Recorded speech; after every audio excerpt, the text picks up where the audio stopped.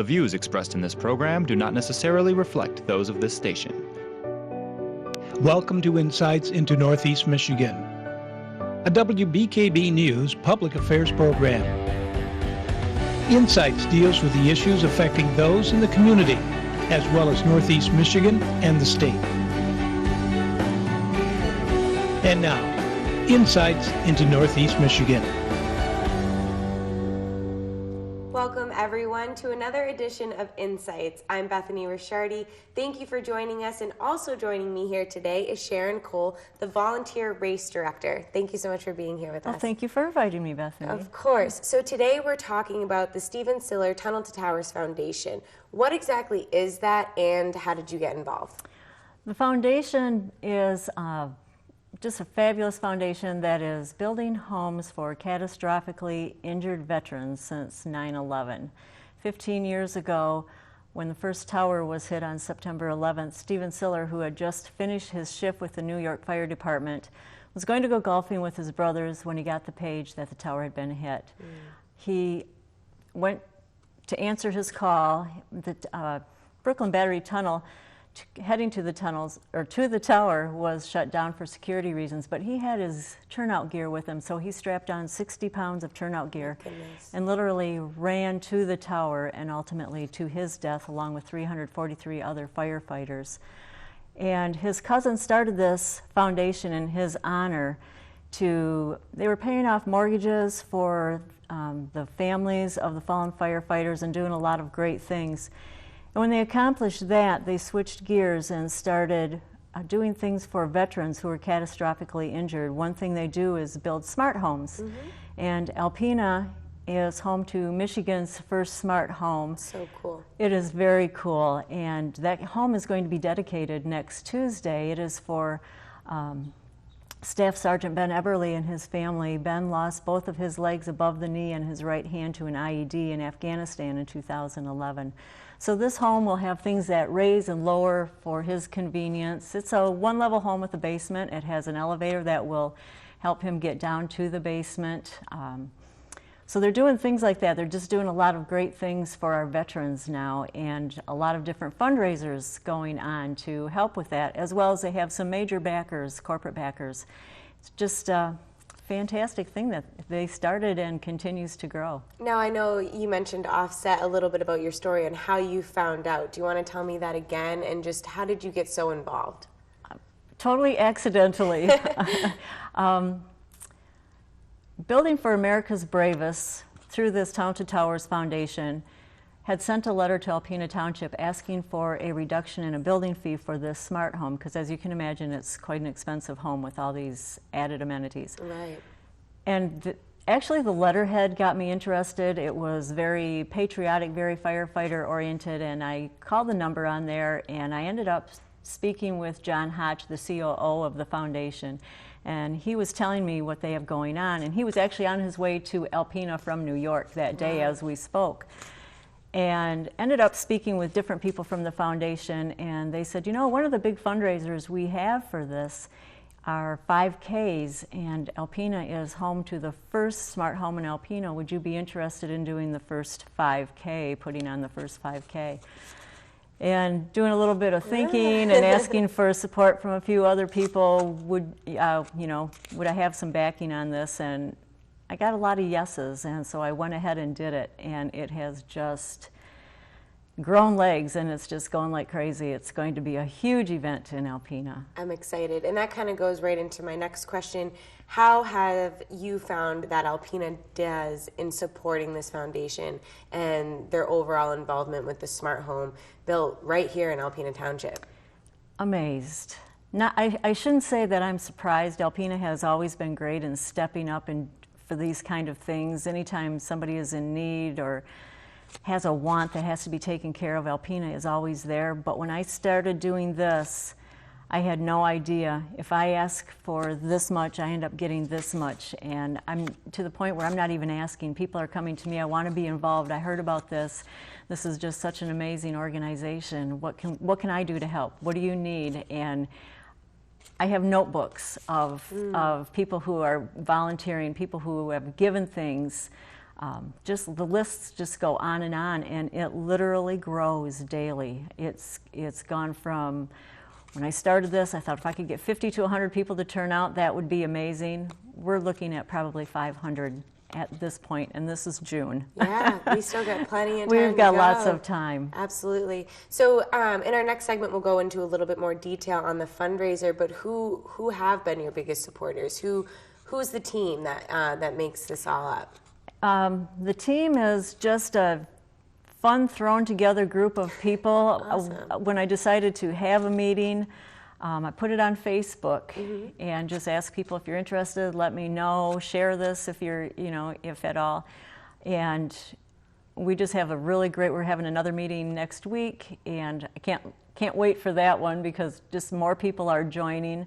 My co-chair, Melanie Smith, has just been my right hand, my left hand. Great. She's just been wonderful, and everybody that joins has had something to offer and going just the extra mile on this. Now, are you still in need of volunteers? Are you looking for extra help or anything? Is there some way that people can find out more? There's always something somebody can do, whether it's we need prizes donated. We're not going to have a lot of prizes. It's not going to be a timed race per se. There will be some prizes for the first people across the finish line at the 5K, but we're also doing just random prize drawings for anybody who signs up. They'll have a chance to win some prizes. I need prizes for that. I need sponsors. Okay. You can be a booster for $100. Sponsorships start at $250 and go up from there. I'll take the loose change out of your cup holder in your car. It just doesn't matter. Every little bit helps, and it all goes to a great cause, and over 92% of all funds raised for this go directly to programs in the Tunnel to Towers Foundation. There's very little administrative costs. It's amazing, and now we can bring it so locally, and everyone Right can here in see Alpena. the amazing things that they do with that house. I'm very excited. Well, when we return, we're going to take a quick commercial break, and we'll be joined back with Sharon to go into some of the details about the fundraiser. Welcome back, everyone. I'm here with Sharon Cole, the volunteer race director for the Stephen Stillard Tunnel to Towers Foundation. Thanks again for being here. Thanks. So, do you want to go into more of the details about this 5K? When is it? How is it being put together? What should people expect? It takes place September 24th, starts and finishes at the Bandshell on Lake Huron, right here in Alpena. A lot of activities going to be going on during the event, before the event, and after the event. That just keeps growing too. I don't even want to say at this point who's involved because it literally is growing every day. Awesome. A lot of activities going on, a lot of military support going to be there. And another fundraiser we have coming up is a Pampered Chef fundraiser that takes place at the Thunder Bay Winery in the Center Building in Alpena. So it seems like different organizations throughout Alpena are kind of getting involved. Everybody's getting involved. Really bringing that whole organization from New York to Alpena. Do you want to talk a little bit about that? The support from New York has been tremendous. They've given me a little bit of help in you might want to contact this organization or that organization. And it really stopped there. Their help, they're there for me whenever I need them, Right. but I just go to one place and I'll get 5 more leads to check with somebody else, and Exchange Club, Home Depot, Buick GMC. I just hate to leave anybody out. There are just so many. And they'll all be posted. We'll have signs the day of the event with everybody that's stepped up to be a sponsor or anything. Everybody will be recognized. WATZ is behind this. You guys have been just tremendous, given this a lot of coverage, and It's definitely a community group effort. It is definitely a community group effort. So is this your first time kind of volunteering and running? And it almost seems like you're running the organization, like this part of the organization right now. Is this your first time doing something like that? I've never even been in a 5K. So yes, this is my first time, but and I tell people all the time, had I known when I started this, or had I known when they asked me if I would do this, how big it would be, I would have said no, and I would have ran from it. And I'm so glad I didn't know, because it has just been the neatest experience I've ever had. The way people are just coming together, supporting each other. every phone call is a joy, and can't tell you how many tears have been shed, good tears, you know, the things that are happening. KME fire trucks have just been great. City of Alpena, the firefighters, the policemen, the sheriff's department, state police, everybody. And I know we were talking before, it is so emotional. Like, it is. Even when we saw the first wall go up for the Eberle's home, something like that, and then with the homecoming ceremony coming up, I mean, I can't imagine how great it's going to be. I know, to I can't see wait. The I'm finished so product. excited. I'm So, so excited. have there been any struggles, any obstacles, anything that you've been trying to overcome when organizing everything? Time, just not enough time. There are so many great ideas out there. Just if I could add 7 hours onto every day, it would be great. I can't really say there's been any struggles. Everybody has just been so cooperative and so willing to pitch in. It's just been phenomenal. There are no words.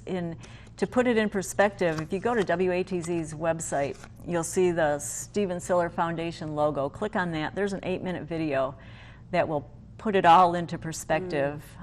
Every fire department in Michigan is being invited to participate in this. And the cool thing about that is a lot of firefighters will run the 5K in their turnout gear, imitating what Stephen Siller did on 9/11, running through the tunnel in his gear. And that is very emotional to watch. There are signs along the way with a picture of each fallen firefighter. And you'll see people stopping and touching those signs. And I'm getting chills right now. Yeah, grab a tissue, watch the video. You know, And that was the logo that caught your attention in the first place. It was. Yeah. It was. And when I started doing a little bit of research on it, it was, you can't say no to this. I mean, you just, once you get involved, when you know what it's all about, you can't turn a blind eye to it, and no one has. That's good.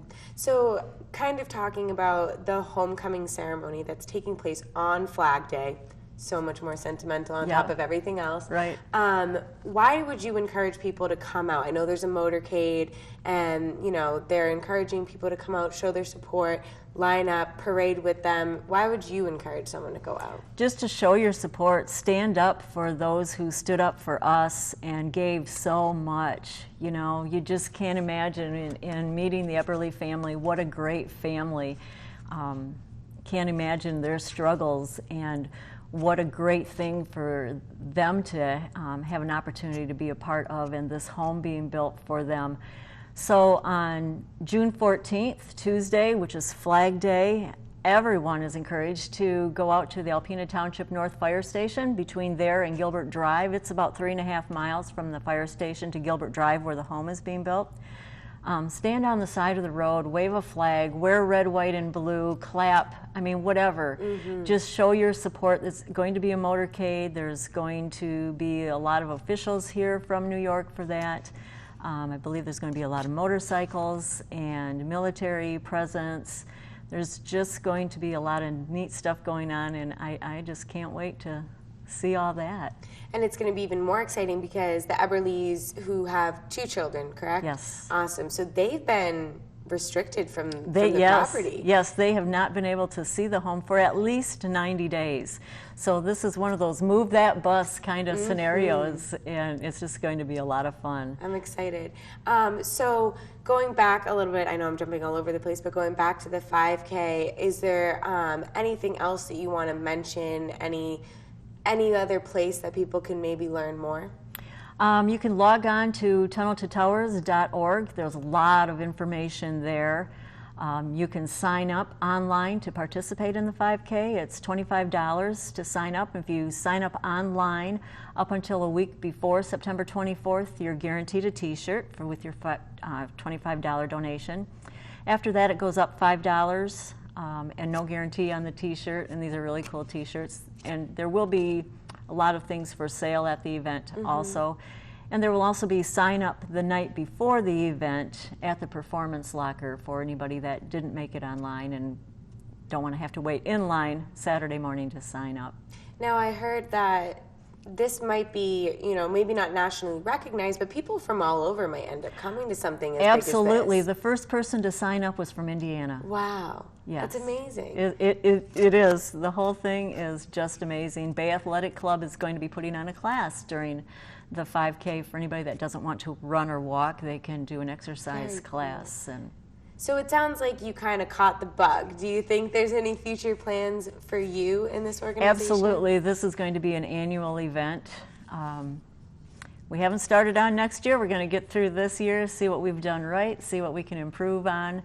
We're taking everybody's recommendations, suggestions, questions, and just running with them, trying to make it the best event we can possibly have it be, and put Alpena on the map. And instead of painting the town red, we're going to paint it red, white, and blue. I love it. I'm very excited to see how everything plays out, and I'm very excited for you and your new involvement with the organization. Thank you, and thank you for having me here. Of course. Well, thank you for being here. When we return, we'll be with Jess Krofchek. She's with Pampered Chef, and she'll tell us more about her fundraiser coming up this month.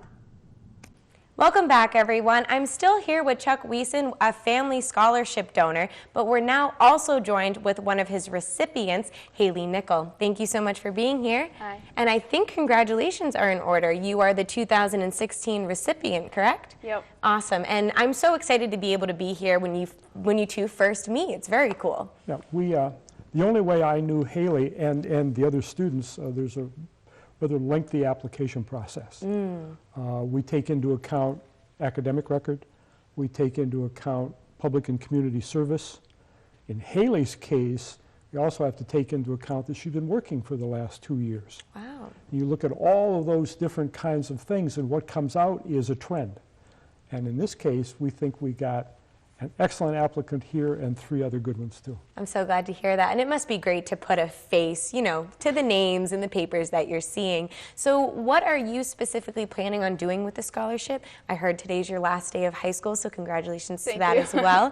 But what are your plans? How do you plan on using the scholarship? I'm going to stay at ACC for 2 years and finish out my prerequisites, and then I'm going to transfer to Ferris State University and do my associate's degree in ultrasound technology.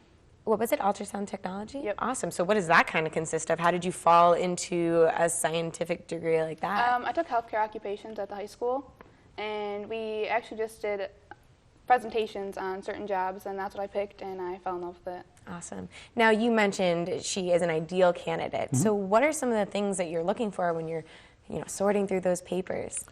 First off, the paperwork is kind of monumental. Well, in this case, the electronic paperwork is kind of monumental.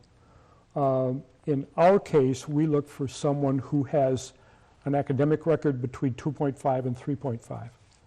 People always say, why don't you look for somebody who's 4 point? And our attitude is everybody looks for somebody who's 4 point.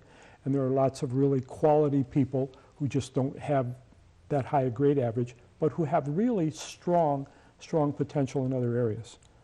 Then we look for somebody who's done community service, in this case, a youth group. Then we look for someone who's done other kinds of things in this community. In this case, 2 years as an employee at a fast food restaurant. You match all of those kinds of traits, and then she has a number of other questions that, in this case, she had to answer. What happens then is the computer goes through and generates a score. And then once we have everybody ranked, then the entire group of scores goes to a committee. The committee then sorts down through to be sure, from the point of view of the donors, that what we have are the very best applicants based upon our criteria. Awesome. So how did you learn about this scholarship? I know getting to the end of graduation in high school, that can be stressful in itself. So how did you take time out to find this scholarship? We have a career resource center at the high school in the library, and I just looked for scholarships that apply to me, and Community Foundation was the main thing. They also have it online, and I learned about it through my mom that way too, so I came to conclusion with both of it. Awesome. So was it an easy process? Did you have to spend, hours tackling away at certain things? Not hours, but I did spend quality time on it, getting true answers. And awesome. That's definitely good. I mean, I can only imagine how much time it might take away, from social activities and things Yeah. like that. But, college is expensive and it's definitely an important key. So when did you start applying for scholarships? I'm assuming this might not be the only one that you No. applied for. I started at the beginning of the year. Choosing a college, you realize how expensive it is. And, shoot, hang on. Yeah, no, that's okay. It's definitely fine. I mean, it definitely brings a lot, Would you have any advice on when to start looking? Earlier the better. Earlier the better. I firmly believe if you know from high school you're going on to college, start when you're a junior. Okay.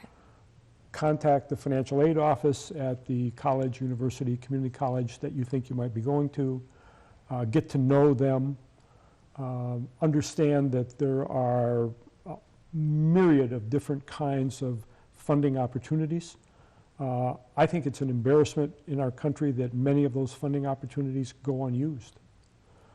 But there are loan programs, there are federal programs. The big one is called Pell, P-E-L-L. But then in this state, there are 52 community foundations. Every single one of them has a scholarship program. And there are all other kinds of scholarships that are available. There's scholarships available through churches. Scholarships are available through professional organizations. Scholarships are available through civic organizations. And my attitude to anyone who asks is be aggressive and work hard at it. Awesome. So what does it mean to you to be able to be a recipient of this scholarship? Financially stable is the main thing, but it's also a start to my career, my life, and it just helps out a lot. Absolutely. And you were involved in a youth group. Was that your community service? Yeah.